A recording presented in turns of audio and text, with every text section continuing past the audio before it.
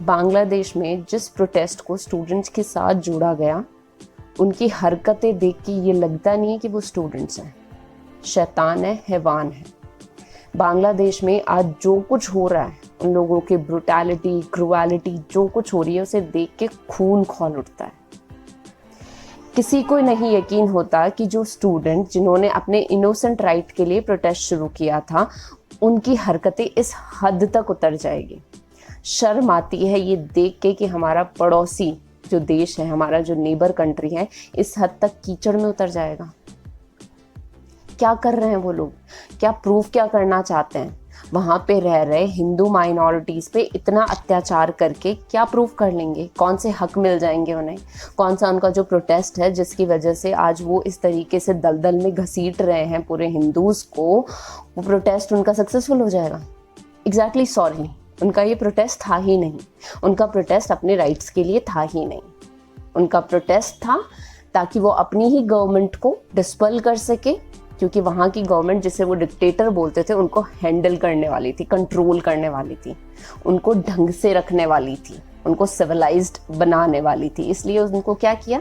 Protest के नाम पे कैंपेन शुरू किया, उसी गवर्नमेंट को डिस्पेल किया और बाद में हिंदूज के साथ इतना अत्याचार किया। हिंदूज के साथ अत्याचार करके तुम्हें क्या मिल जाएगा? स्टूडेंट्स बोलते हो अपने आप को, सोशल मीडिया पे बड़े नारे चल रहे हैं अभी कि स्टूडेंट्स की ताकत ये है, स्टूडेंट की ताकत वो है, स्टूडेंट चाहे तो गवर्नमेंट को हिला सकता है। स्टूडेंट बोलते हो आप इनको? क्रिमिनल्स हैं, रेपिस्ट हैं, वहाँ पे रह रही हिंदू महिलाओं के साथ रेप कर रहे हैं, अत्याचार कर रहे हैं, किसी का गला काट रहे हैं, किसी के लूटपाट कर रहे हैं। मतलब जिन लोगों ने वहाँ रह के इतनी मेहनत करके अपने पोजेशंस हासिल किए, इतना सब किया, एक ही झटके में सब कुछ खत्म कर दिया तुम लोगों ने। क्या प्रूफ क्या करना चाहते हो? आगे बात आती है, वहाँ के लीडर बने हैं इंटरिम गवर्नमेंट के लीडर मोहम्मद यूनुस। उनको कंग्रेचुलेट किया है हमारे respected prime minister Narendra Modi ji ने। ट्वीट किया है कि congratulations to become the leader of the country, और हमारी जो रिलेशनशिप्स है वो ऐसे ही कंटिन्यू रहेंगे। पीपल एंड डेवलपमेंट के लिए हम ऐसे ही साथ में काम करते रहेंगे। बस हमारी एक ख्वाहिश है, एक गुजारिश है आपसे कि वहाँ पे जो हिंदू माइनॉरिटीज़ के साथ जो अत्याचार हो रहा है उसे रोका जाए। ठीक है, इन्होंने अपनी बात रख दी। अब बात आती है मोहम्मद यूनुस जी के ट्विटर स्टेटमेंट की। उन्होंने ट्वीट करते हुए क्या लिखा है कि थैंक यू सो मच। अपने ही बांग्लादेशी लोगों को वो एड्रेस कर रहे हैं यहाँ पे और बोल रहे हैं कि थैंक यू सो मच, आपने मुझे इस लायक समझा, मुझे अपना लीडर बनाया, मुझे इस पोस्ट या पोजीशन पे आप लेके आए, मुझे यहाँ खड़े होने लायक आपने मुझे समझा। अब मेरी आपसे गुजारिश है, जो भी हिंदू माइनॉरिटीज़ है उसके साथ अत्याचार करना बंद करो। अगर आप ऐसा नहीं करते हो तो मैं तो कुर्सी छोड़ के जा रहा हूँ, तुम अपना देख लेना। ऐसे होते हैं लीडर्स। भूल रहे हो शायद, आप लीडर हो, एक कंट्री के लीडर हो। एक कंट्री के लीडर के पास ये पावर होती है, वो गिड़गिड़ाता नहीं है, भीख नहीं मांगता है कि या तो तुम लोग ये कर दो या तो तुम लोग ये छोड़ दो, नहीं तो मैं अपनी कुर्सी छोड़ के जा रहा हूँ। अगर हर कंट्री का लीडर ये करने लग जाएगा ना, तो कोई भी कंट्री अपने पैरों पे स्ट्रांगली इंडिपेंडेंटली खड़ी नहीं हो पाएगी। क्या कर रहे हो आप? शेख हसीना ने जब उन दंगों को रोकने के लिए, प्रोटेस्ट के नाम पे जो दंगे हो रहे थे उनको रोकने के लिए आर्मी जो चीफ हैं उनको ऑर्डर दिया कि तुम इन दंगे को रुकवाओ इन दंगों को।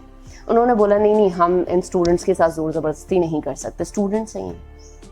क्या स्टूडेंट इतना इंटेलिजेंट, इतना इंटेलेक्चुअल होता है कि वो किसी का भी रेप करता है, किसी का भी गला काटता है, किसी के साथ भी ब्रूटली एक्ट करता है क्योंकि वो हिंदू है, क्योंकि वो वहाँ पे रह रहा है, हिंदू है। सिर पे लिखा हुआ है उनके कि वो स्टूडेंट है। क्रिमिनल्स है, क्रिमिनल्स, क्रूअल क्रिमिनल्स। शायद राक्षस भी उन्हें देख के एक बार शर्म आ जाए। मोहम्मद यूनुस जी के स्टेटमेंट से लगता क्या है आपको? चाहे तो क्या उनके पास इतनी पावर नहीं है कि इन दंगों को रुकवा सकें? क्यों अपने पुलिस या अपने आर्मी ऑफिसर्स या चीफ को कमांड नहीं देते हैं कि उतारो आर्मी टैंक्स को सड़कों पे, देखते हैं कौन सा दंगाई, कौन सा आतंकवादी, कौन सा ऐसा राक्षस उन आर्मी टैंक्स के सामने खड़ा होता है और छाती चौड़ी करके बोलता है कि हम सामना करेंगे इनका। किसी में ताकत नहीं है। डरपोक है, डरपोक। जो लोग इंसान नहीं होते ना, डरपोक होते हैं। क्या बोलते हैं उनको? बिल का चूहा। वो हरकतें कर रहे हैं। अपनी ही कंट्री में जो लोग उनके साथ ही रह रहे हैं उनके साथ इस तरीके से बिहेव कर रहे हैं वो लोग, और उनका लीडर बोल रहा है मैं कुर्सी छोड़ के चला जाऊंगा, मैं नहीं कर सकता हैंडल। चाहो तो सब कर सकते हो। मुझे नहीं पता हमारी इंडियन गवर्नमेंट अभी तक चुप क्यों है, अभी तक चुप्पी क्यों साधी हुई है, अभी तक ये लोग लिमिट्स में क्यों रह रहे हैं। वहाँ की बीएनपी पार्टी धमकी देते हुए इंडिया को ये बोलती है कि हमारी दुश्मन शेख हसीना को अगर तुमने हेल्प करी तो हमसे बुरा कोई नहीं होगा, इंडिया और बांग्लादेश के जो रिलेशनशिप्स हैं वो खत्म हो जाएंगे। होते कौन हो तुम? Why are you checking our patience? Limits को चेक मत करो, पेशेंस को चेक मत करो। इंडिया अभी तक चुप है कहीं ना कहीं अपनी लिमिट्स में, और मुझे नहीं पता क्यों चुप है अभी तक कोई ना कोई एक्ट करना चाहिए गवर्नमेंट को। इंडियन गवर्नमेंट सिस्टम को अभी तक कुछ ना कुछ ऐसा करना चाहिए, उनको बोलना चाहिए कि भैया या तो तुम अपने तरीके से इन दंगों को हैंडल कर लो या फिर हम कुछ करेंगे। क्यों नहीं कर सकते? इंडिया के पास इतने पावर्स हैं, बांग्लादेश जैसी 100 कंट्रीज को सामने लाके खड़ा कर सकता है और किसी की औकात नहीं है कि वो इंडिया के सामने सिर उठाकर खड़ा हो सके। क्यों हम हमारे भाई बहनों की हेल्प नहीं कर रहे हैं? बॉर्डर पे अभी कुछ दिनों पहले 150 से 200 लोग आते हैं, भीख मांगते हैं हेल्प की कि हमें अंदर आने दो, हमारी जान खतरे में। उन्हें वापस भेज दिया जाता है क्योंकि बीएसएफ जो है वहाँ पे उनके पास ये ऑर्डर्स होते हैं कि किसी को भी अंदर नहीं आने देना है, और वहाँ के बांग्लादेश के जो आर्मी के जो लोग हैं वो उनको वापस ले जाते हैं उसी दलदल में। अरे भाई, तुम लोगों ने बांग्लादेशी रोहिंग्यास को तो बिना कुछ सवाल जवाब किए एंट्री दे देते हो, उनके आधार कार्ड पैन कार्ड बनवा देते हो, उन्हें अलाउ कर देते हो कि हाँ अब आप सिटीजनशिप ले सकते हो, पासपोर्ट वगैरह सब कुछ अलाउ करते हो उनको। क्यों? तो अब अगर उनको ज़रूरत है, वहाँ पे रह रहे हिंदूज के साथ अत्याचार हो रहा है, वो हेल्प की गुहार मांग रहे हैं, वो चीख रहे हैं, वो चिल्ला रहे हैं, they are crying out of help, बोल रहे हैं we have been killed, we have been tortured, we have been raped, looted। फिर क्यों हेल्प नहीं कर रहे हो? क्यों अपने हाथों को बांधे हुए हो? हमारी गवर्नमेंट पॉलिसीज़ में ये सिस्टम होना चाहिए, हमारी गवर्नमेंट पॉलिसीज़ में ये चीज़ क्लियर होनी चाहिए, ये लॉ होना चाहिए कि हिंदू वर्ल्ड के किसी भी कॉर्नर में हो, अगर वो परेशान है, अगर वो दुखी है, अगर उसे हेल्प चाहिए, तो we have the priority to help them out. उन्हें हेल्प करना हमारी प्रायोरिटी उस कंडीशन में होनी चाहिए। क्यों नहीं हो रही भाई? क्यों हम इस तरीके से चुप बैठे हैं, शांति से बैठे हैं, सिर्फ मैसेजेस या ट्वीट करके उनको कंसोल कर रहे हैं या उनसे रिक्वेस्ट कर रहे हैं? रिक्वेस्ट करने की क्या ज़रूरत है? क्या वो लोगों की जो हरकतें हैं उनको रिक्वेस्ट करने लायक है? वो अभी नहीं है। अभी तो उनको ब्रूटली, वो बोलते हैं ना हम लाठी के भूत ना बातों से कभी नहीं मानते, तो वो गन पॉइंट पे मानने वाले हैं, तो सीधे सीधे बातों से नहीं मानने वाले हैं। शेख हसीना जैसे डिक्टेटर बोलते थे ना शेख हसीना को, वैसे डिक्टेटर्स की जरूरत है वहां पे। बाकी जो सेम ऐसी हरकतें जो बाकी की कंट्रीज करती है ना, जिनको डिक्टेटर्स रूल करते हैं, they deserve to be ruled by a dictator, not by a ruler और अ लीडर। बांग्लादेश की ऐसी आतंकी हरकतें देख के ना एक रिग्रेशन हमेशा रहेगा कि हमारे गुरुजी श्री रविंद्रनाथ टैगोर ने उनके लिए नेशनल एंथम लिखा और जिसे वो बहुत प्राउडली गाते हैं, अपने देश का गुरूर समझ के उसे गाते हैं। नहीं लिखना चाहिए था, डिजर्व ही नहीं करते हैं वो लोग कि कोई उनके लिए नेशनल एंथम लिखे। Bangladesh is a gift by India. India चाहे तो 2 सेकंड में उसके साथ लीज खत्म कर सकता है। क्या कर लेगा?